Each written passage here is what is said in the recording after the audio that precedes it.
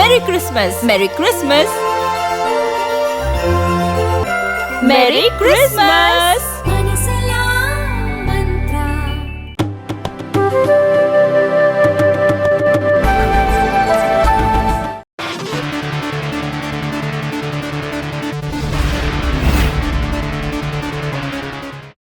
மத்திய அரசுடன் தமிழக அரசு மோதல் போக்கை கடைபிடிப்பதாக பாஜக மாநில தலைவர் அண்ணாமலை கூறியுள்ளார். கோவை விமான நிலையத்தில் செய்தியாளர்களிடம் பேசிய அவர், நிவாரண பணிகளில் கவனம் செலுத்தாமல் மத்திய அரசை உதயநிதி வம்புக்கு இழுக்கிறார். மத்திய அரசுடன் மோதல் போக்கை கடைபிடிக்கும் நோக்கில் திமுக உள்ளது. குஜராத் மாநிலத்தில் ஏற்பட்ட புயல் பாதிப்பிற்கு அந்த மாநில அரசு கேட்ட நிவாரண நிதியை விட குறைவான நிதியை கொடுக்கப்பட்டது. இது போன்ற பல்வேறு உதாரணங்களை கூறி திமுகவின் பொய்களை வெளிப்படுத்தலாம். பாதிப்பின் அளவை பொறுத்து மத்திய அரசு நிதியை வழங்கும். சென்னை பாதிப்பிற்கு தற்போது நிதி கேட்கப்பட்டுள்ளது. தென் மாவட்டங்களில் பாதிப்பு கணக்கெடுக்கப்பட்டு வருகின்றது. எனவே மத்திய அரசு நிதியை வழங்கும் என்று நம்புகிறோம். மேலும் மத்திய நிதியமைச்சர் செவ்வாய்க்கிழமை ஆய்வு செய்ய உள்ளார். தமிழக அரசு எந்த வேலையும் செய்யவில்லை. தமிழக அரசாலேயே பாதிப்பு அதிகமாக இருக்கின்றது. அவர்கள் தற்போது வரை எந்த அக்கறையும் காட்டவில்லை. முழு பொறுப்பையும் மத்திய அரசு எடுக்க வேண்டிய கட்டாயத்திற்கு தள்ளப்பட்டுள்ளது. தமிழக அரசு சரியாக பணிகள் மேற்கொள்ளவில்லை. அதனால் பொறுப்பு மத்திய அரசிடம் உள்ளது. மேலும் 12ஆம் தேதியே கனமழைக்கான முன்னெச்சரிக்கை விடப்பட்டது. ஆனால் இந்த அரசு முன்னெச்சரிக்கை நடவடிக்கை எடுக்கவில்லை. கனமழைக்கு தேவையான நடவடிக்கை எடுக்காமல் சேலம் மாநாடு மற்றும் INDAA கூட்டணி மீதுதான் திமுக கவனத்தில் இருந்தது. வானிலை மையம் மீது குறை கூறி திசை திருப்ப பார்க்கிறது என்று பாஜக மாநில தலைவர் அண்ணாமலை சரமாரியாக குற்றம் சாட்டியுள்ளார்.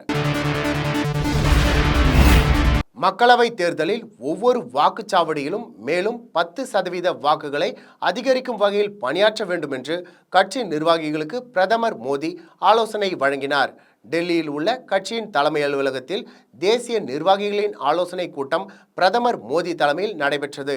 இந்த கூட்டத்தில் பேசிய அவர், மக்களவை தேர்தலில் ஒவ்வொரு வாக்குச்சாவடியிலும் மேலும் 10% வாக்குகள் அதிகரிக்கும் வகையில் பணியாற்ற வேண்டும். பூத் நிர்வாகத்தில் தீவிர கவனம் செலுத்த வேண்டும். ஏழைகள், இளைஞர்கள், விவசாயிகள், பெண்கள் ஆகிய 4 பிரிவினரை சந்தித்து மத்திய அரசின் திட்டங்களை எடுத்து கூற வேண்டும். முந்தைய ஐக்கிய முற்போக்கு கூட்டணி அரசுக்கும் நமது தேசிய ஜனநாயக கூட்டணி அரசுக்கும் இருக்கும் வித்தியாசத்தை புதிய வாக்காளர்களுக்கு புரிய வைக்க சிறப்பு பிரச்சார கூட்டம் நடத்த வேண்டும். சமூக ஊடகங்களில் முனைப்புடன் செயல்பட வேண்டும். மத்திய அரசின் நலத்திட்டங்கள் தொடர்பான கூடுதல் தரவுகளை பகிர வேண்டும் என்று ஆலோசனை வழங்கினார். வெள்ள பாதிப்புகளில் இருந்து மீண்ட திருச்செந்தூர் முருகன் கோவில் மீண்டும் இன்று திறக்கப்பட்டது. கடந்த 17 மற்றும் 18ஆம் தேதிகளில் பெய்த கனமழையால் தூத்துக்குடி மாவட்டம் வெள்ளக்காடாக மாறியது. தற்பொழுது மழை வெள்ளம் வடிந்து வருவதால் மக்கள் மெல்ல மெல்ல இயல்பு நிலைக்கு திரும்பி வருகின்றனர். தூத்துக்குடி அண்ணா பஸ் நிலையத்திலிருந்து வெளியூர்களுக்கு பேருந்துகள் இயக்கப்பட்டு வருகின்றன. வெள்ள பாதிப்பில் இருந்து திருச்செந்தூர் இயல்பு நிலைக்கு திரும்பிய நிலையில் தமிழகத்தின் பல்வேறு மாவட்டங்களில் இருந்து பேருந்துகள், வேன்கள், இருசக்கர வாகனங்களில் கோவிலுக்கு பக்தர்கள் படையெடுத்து வருகின்றனர். கட்டண தரிசனம் மற்றும் பொது தரிசனம் வரிசையில் சுமார் 2 மணி நேரத்திற்கு மேலாக காத்து நின்று தரிசனம் செய்து வருகின்றனர். ஏராளமான பக்தர்கள் பாத யாத்திரையாக வந்து தங்கள் நேர்த்தி கடனை செலுத்தி வருகின்றனர். 6 நாட்கள் கழித்து பக்தர்களின் கூட்டம் அலைமோதி காணப்பட்ட நிலையில் கோவில் நிர்வாகம் சார்பில் பக்தர்களுக்கு தேவையான பாதுகாப்பு மற்றும் அடிப்படை வசதிகள் அனைத்தும் செய்யப்பட்டுள்ளன.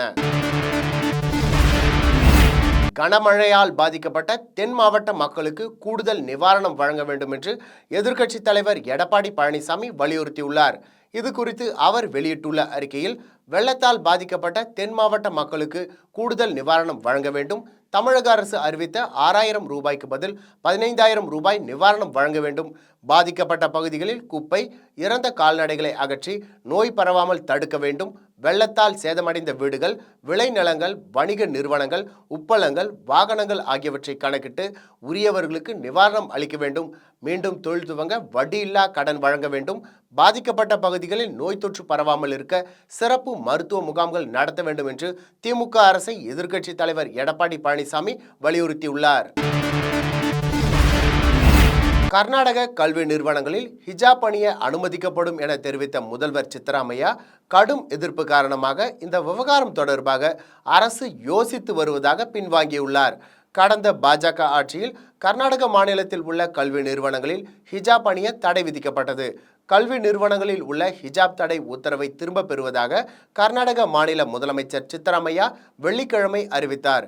அதற்கு அம்மாநில முன்னாள் முதலமைச்சர் எடியூரப்பா, கர்நாடக பாஜக தலைவர் விஜயேந்திரா மற்றும் பல்வேறு ஹிந்து அமைப்புகள் கண்டனம் தெரிவித்தன.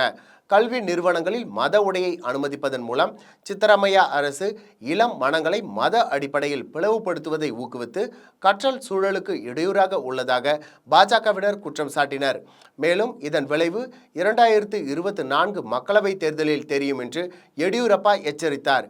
இந்த சூழலில் இது குறித்து செய்தியாளர்களின் கேள்விக்கு பதிலளித்த கர்நாடக முதல்வர் சித்தராமையா, கல்வி நிறுவனங்களில் ஹிஜாப் அணிய விதிக்கப்பட்ட தடை வாபஸ் பெறுவதற்கு அரசு யோசித்து வருகிறது என்றுதான் கூறினேன் என்று மழுப்பலாக பதிலளித்துள்ளார். மேலும் இதை எப்போது செயல்படுத்துவது என்பது குறித்து ஆலோசித்து அதற்கு பின் இந்த விஷயத்தில் முடிவு எடுக்கப்படும் எனவும் சித்தராமையா சமாளித்துள்ளார். ஹிந்தி மட்டுமே படித்தவர்கள் குறித்து திமுக எம்பி தயாநிதி மாறன் பேசிய காணொளி நாடு முழுவதும் பரவி சர்ச்சை ஏற்படுத்தியுள்ளது. சமீபத்தில் முதல்வர் ஸ்டாலின் மற்றும் திமுக எம்பி TR பாலு கலந்து கொண்ட INDAA கூட்டணி ஆலோசனை கூட்டத்தில் பீகார் முதல்வர் நிதிஷ்குமார் ஹிந்தி மொழி கற்றுக்கொள்வது அவசியம் என்றும் தனது உரையை மொழிபெயர்க்க அனுமதி மறுத்ததும் சர்ச்சையை ஏற்படுத்தியது. இந்நிலையில் ஆங்கிலம் கற்றதால் தான் தமிழக இளைஞர்கள் IT நிறுவனங்களில் வேலை செய்கிறார்கள். ஹிந்தி மட்டுமே படித்த உத்தரப்பிரதேசம், பீகாரை சேர்ந்தவர்கள் தமிழகத்தில் சாலை அமைக்கும் பணிகளில், கட்டுமான பணிகளில், கழிவறை கழுவும் பணிகளில் தான் இருக்கிறார்கள் என்று திமுக எம்பி தயாநிதி மாறன் பேசிய காணொளி பரவி வருகிறது. இந்த காணொளியை பகிர்ந்த தேசிய பாஜக செய்தி தொடர்பாளர் சஷாந்த் பூனாவாலா விமர்சித்துள்ளார். பிரித்தாளும் சூழ்ச்சியை INDAA கூட்டணி செய்வதாக தெரிவித்துள்ளார். முன்னதாக வட இந்திய வாக்காளர்களை ராகுல் காந்தி அவமதித்தார். பின்னர் பீகார் DNA-வை ரேவந்த் ரெட்டி விமர்சித்தார். திமுக எம்பி செந்தில்குமார் வட மாநிலங்களை கௌமுத்ரா மாநிலங்கள் என்றார். தற்பொழுது தயாநிதி இப்படி பேசியிருக்கிறார். இது எதுவுமே நடக்காதது போல நிதிஷ்குமார், லல்லு யாதவ், காங்கிரஸ், அகிலேஷ் யாதவ் உள்ளிட்ட எல்லோரும் இருக்க போகிறார்களா என்று சஷாந்த் பூனாவாலா கேள்வி எழுப்பியுள்ளார். தூத்துக்குடி மாவட்டத்தில் ஏற்பட்ட கனமழை காரணமாக 3500 வீடுகள் மற்றும் 175 சாலைகள் சேதம் அடைந்திருப்பதாக தமிழக அரசின் தலைமைச் செயலர் சிவதாஸ் மீனா கூறியுள்ளார். தூத்துக்குடி மாவட்டத்தில் பெய்த கனமழையின் போது அந்நகரை ஒட்டியிருக்கும் கோரம்பள்ளம் குளத்தில் ஏற்பட்ட உடைப்பு அடைக்கும் பணி முழுவீச்சில் நடைபெற்று வருகிறது. இந்த பணியை சிவதாஸ் மீனா இன்று ஆய்வு செய்தார்.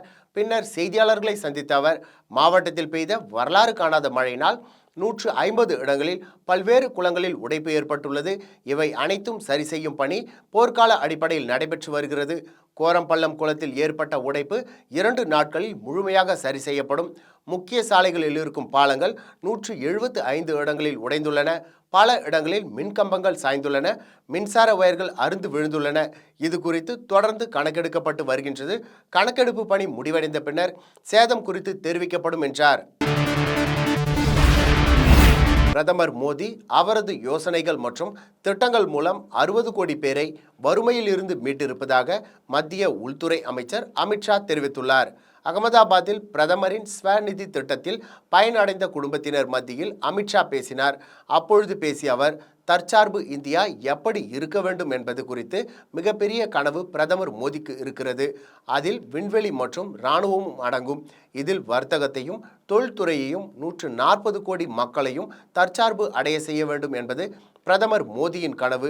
விண்வெளி, ஆராய்ச்சி, மேம்பாடு, பாதுகாப்புத்துறை ஆகியவற்றில் பிரதமர் மோடி அதிக கவனம் செலுத்தியிருக்கிறார். அதே நேரத்தில் ஏழைகளின் நலனில் அவர் மிகுந்த அக்கறை கொண்டிருக்கிறார்.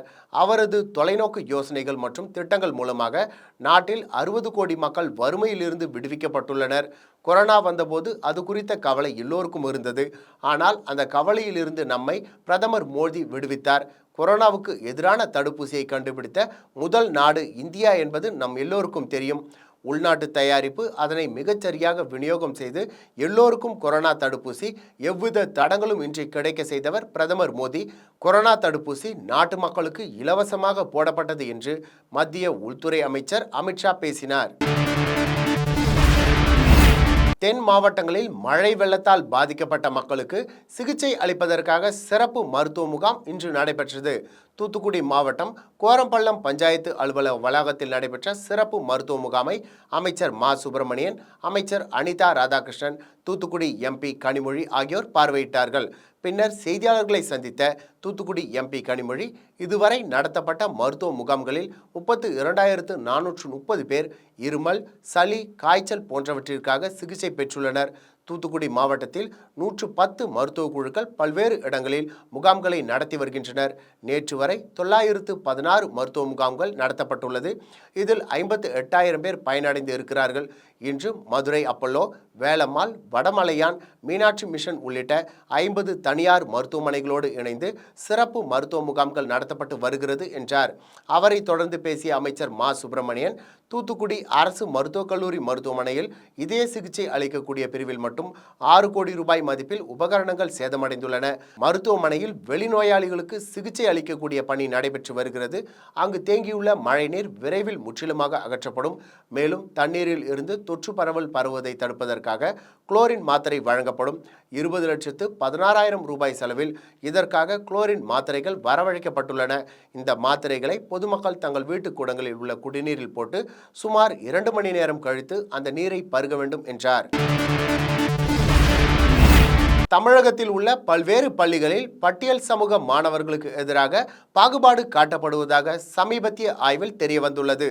தமிழ்நாடு தீண்டாமை ஒழிப்பு முன்னணி சார்பில் மாநிலத்தில் உள்ள 441 பள்ளிகளை சேர்ந்த 644 மாணவர்களிடம் சர்வே நடத்தப்பட்டது.